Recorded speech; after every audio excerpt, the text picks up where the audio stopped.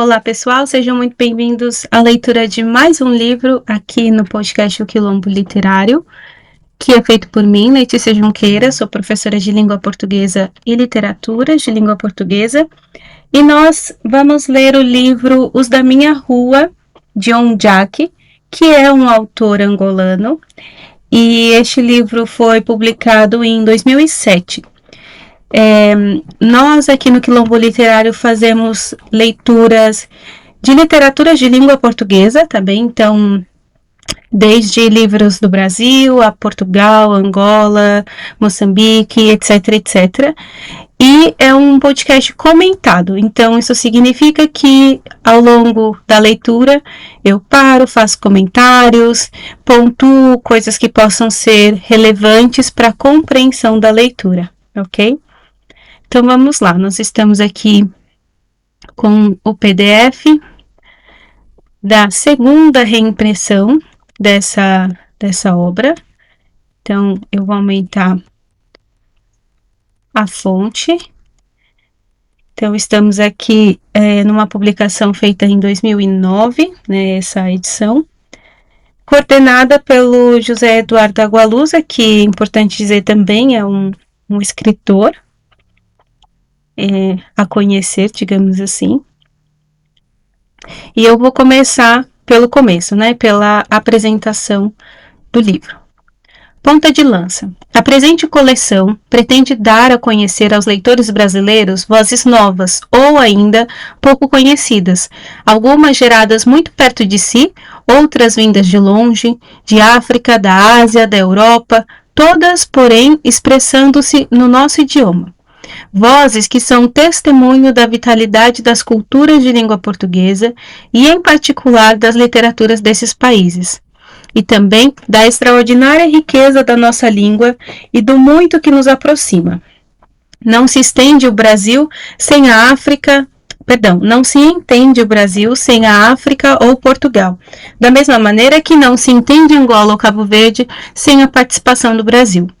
Venha partilhar conosco esta aventura. A porta está aberta, a casa é sua.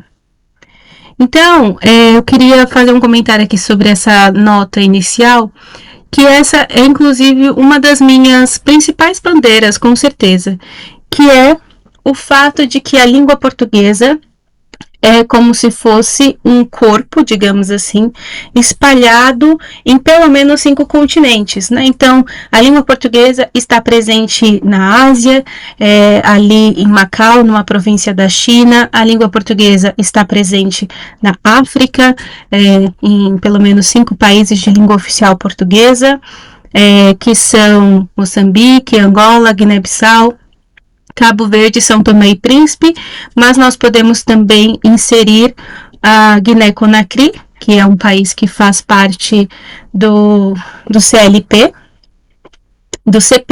desculpa, né, da comunidade de língua portuguesa, né, dos países da comunidade de língua portuguesa. Está, claro, naturalmente presente na Europa, ali em Portugal, no continente americano, né, na América do Sul, no Brasil, e naturalmente também é uma língua presente em outros países que não tem necessariamente a língua oficial portuguesa, mas que tem comunidades portuguesas muito expressivas, né? Então também existe uma comunidade forte de portugueses em Luxemburgo, existe uma comunidade muito grande de brasileiros nos Estados Unidos, por exemplo. Então, nós temos portugueses espalhados, né, cabo-verdianos também nos Estados Unidos, enfim, nós temos a língua portuguesa espalhada pelo mundo. Isso significa que ela tem expressão, que ela tem relevância, porque é a língua de comunicação de muita gente, e também que ela é plural, diversa, ela não é uma coisa só, não é de um jeito só, não existe só uma forma de falar português, só uma forma de escrever português e só uma forma de compreender a língua portuguesa. Então isso é uma coisa que nós vamos reparar nos livros, que são as expressões, as palavras, etc. Né? Recentemente nós lemos um livro da Djamila Pereira de Almeida, né, A Visão das Plantas, e tinha várias expressões, várias palavras, enfim, de um contexto do português de Portugal. Nós também já lemos o livro Canção para Ninar Menino Grande, da Conceição Evaristo, e tem várias expressões, palavras, etc., do contexto brasileiro, ok? Então agora nós vamos fazer essa viagem, essa incursão pelo português de Angola, e eu espero de coração que vocês usufruam da leitura. Vamos lá. Dedicatória.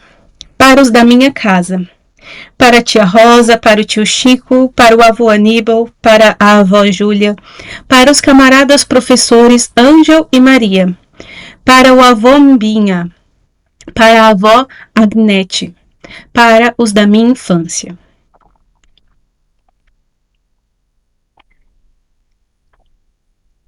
Estou descendo a página. Continuação da dedicatória. Para rei, ou Rai, para se não se esqueçam que vocês, as crianças, são as flores da humanidade. Palavras do camarada professor Ângelo. Deixa eu descer de uma forma mais breve. Bem, então, esses são os capítulos. Eu vou saltar. E vamos começar a leitura do primeiro capítulo. Então, vamos à leitura. O voo do Gica. O Gica era o mais novo da minha rua. Assim, o Tibas era o mais velho. Depois havia o Bruno Ferraz, eu e o Gica. Nós, até às vezes, lhe protegíamos de outros mais velhos que vinham fazer confusão na nossa rua. O almoço na minha casa era perto do meio-dia, às vezes quase a 1. Ao 12h15, o Gica tocava a campainha. Um Dalu, tá? Perguntava minha irmã ou ao camarada Antônio. Sim, tá. Chama só, faz favor. Eu interrompia o que estivesse a fazer, descia. Mojica, como é? Dalu, vinha te perguntar uma coisa. Diz. Hoje não queres me convidar para almoçar na tua casa? Deixe ainda ir perguntar à minha mãe. Entrei. O Gica ficou ansioso na porta, aguardando a resposta. Quase sempre a minha mãe dizia sim.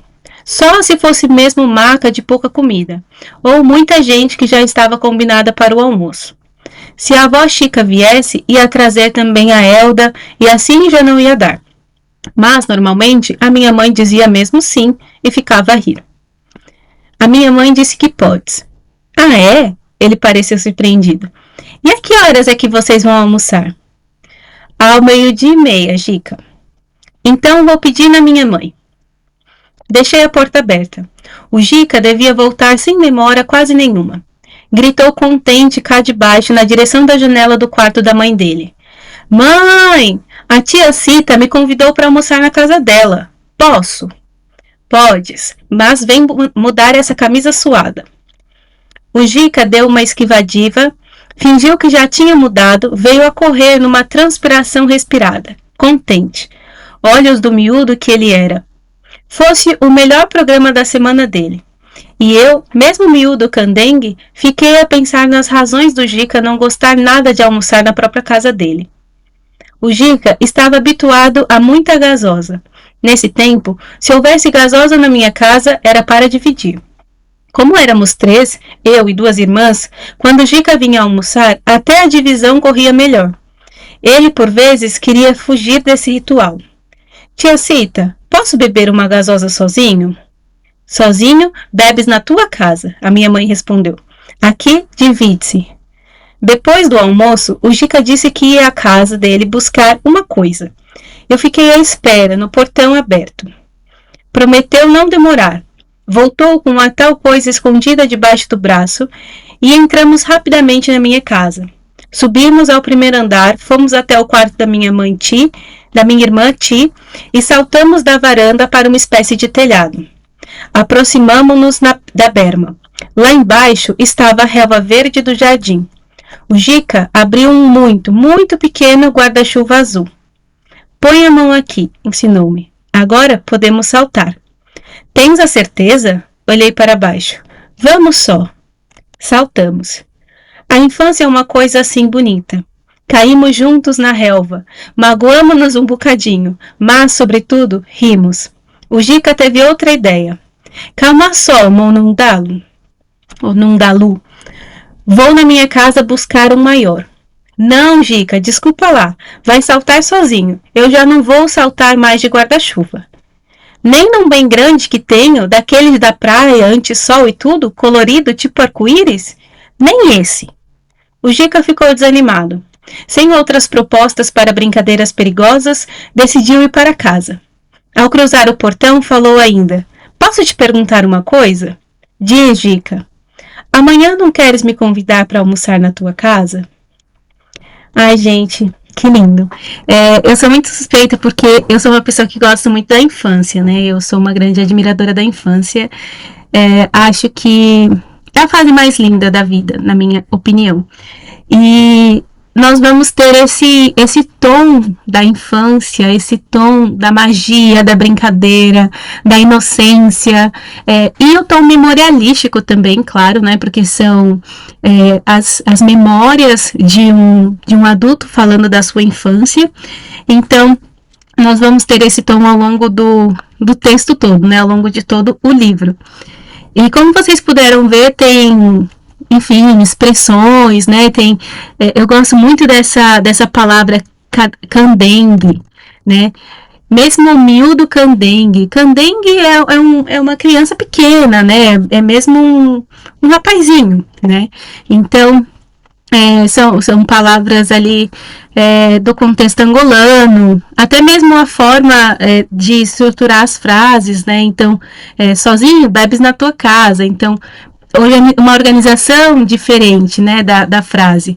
Ou então, aqui eu gostei muito dessa forma, né? Mojica comé, né? Comé. Então, essa gíria, né? No Brasil a gente fala qual também já houve essa expressão também, né? Sacomé, enfim. Mas também as expressões são muito específicas, né? O Brasil é um país muito grande, Angola também é um país muito grande, então às vezes as expressões são específicas ali daquele bairro, ou enfim, ou daquela cidade, enfim. Então aqui nós conhecemos os primeiros personagens do livro, né? O Gica, que é descrito logo no início, que era o mais novo da turma, né? Então, é esse menino pequeno, mesmo pequenininho, né? Um candengue, é uma criança bem pequenininha. Tem o Tibas, que era o mais velho, tem o Bruno, né? O Bruno Ferraz. Ele tem nome e sobrenome. Isso também é interessante de observar, porque ele não tem um apelido ou uma alcunha como os outros, né? Ele é chamado pelo nome completo e pelo sobrenome. Eu jogo aqui as minhas fichas de que ele era português, porque é muito comum em Portugal a pessoa ser chamada pelo sobrenome.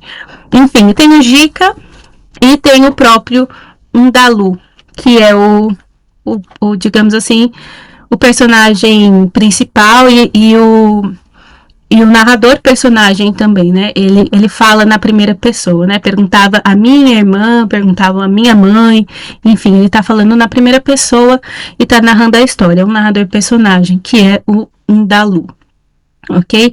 Então, os primeiros que entram em cena são ele, né? E o Gica.